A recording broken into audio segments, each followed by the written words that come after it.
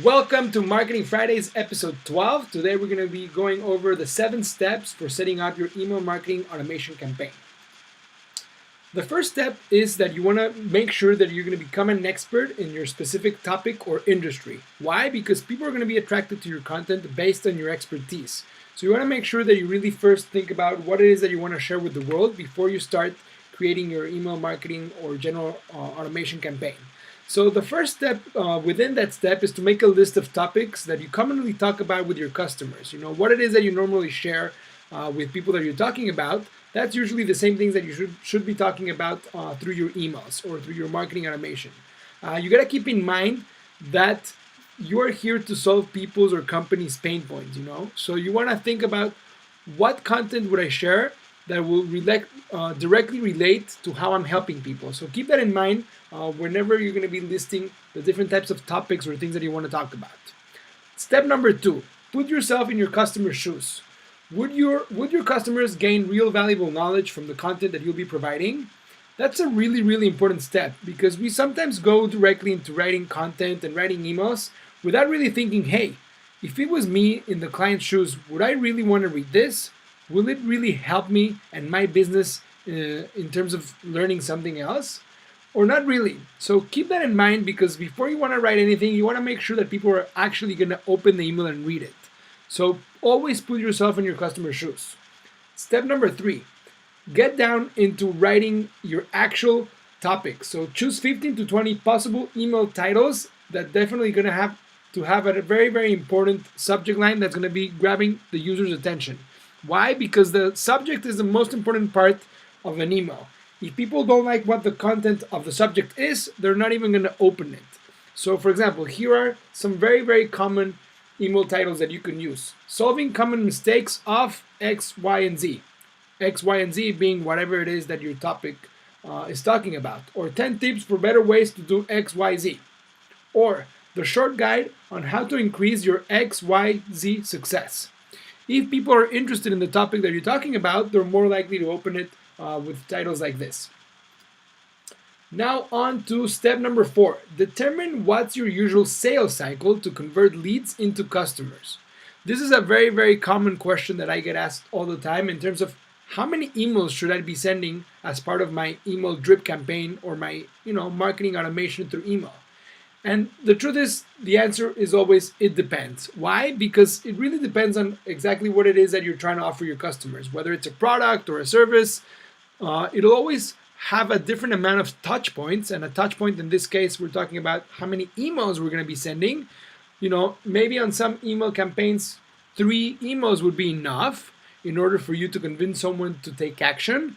But in other industries, it can take up to 15 or 20 different touch points in order for somebody to, on average, convert from a lead into a customer. So you got to definitely keep that in mind because based on how many touch points or emails your typical lead needs to get in touch, needs to read from you, that's going to determine how many actual emails you're going to need to write. Okay? Now, step number 5, get down into actually writing each of your emails on a Word document. You must include the title or the subject of that email, the body or the main, paragraphs that you're going to be talking about, and then definitely do not forget to add a call to action. A call to action is usually a button that says something like click here, download now, buy, learn more, or something that's directly telling people what's the next step that you want them to take. That is super crucial. Step number 6, then you should definitely write some additional emails where you're not just sharing your expertise about your topic, but this is really the time for you to actually create a promotion or offer something that people can actually buy from you for money.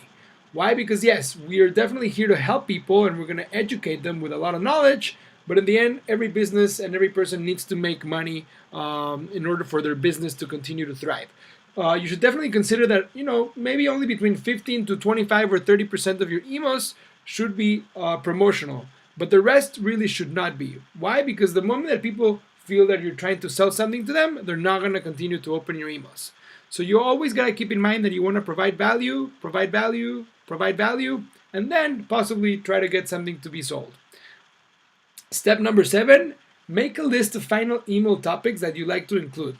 So once you created on the previous steps the list of all possible emails and their subject lines of what you want to include, go through that list and really pick out the ones that you think are going to be best suited for your audience to read. Then make an actual list and decide what are going to be the final ones. So for a simple drip campaign where everybody's going to get the exact same emails, you're going to have to decide what's going to be the email sent on day 0, what's going to be the email sent on day 7, let's say, for the second email, and so on. But then, if you're creating a more advanced nurturing campaign, where depending on how people are engaging with your email, you're going to be sending different emails, then you're going to have to create a whole set of different emails. Why? Well, because if somebody is going to get an email and then they're not going to open it, your system might check, hey, did that person open that email? And if they didn't, you might want to send a follow-up reminder saying, hey, I noticed that you didn't open my last email, right? But let's say that somebody did open that email, then you don't want to send that other email with a reminder because you know, or your system knows, that that person opened the email.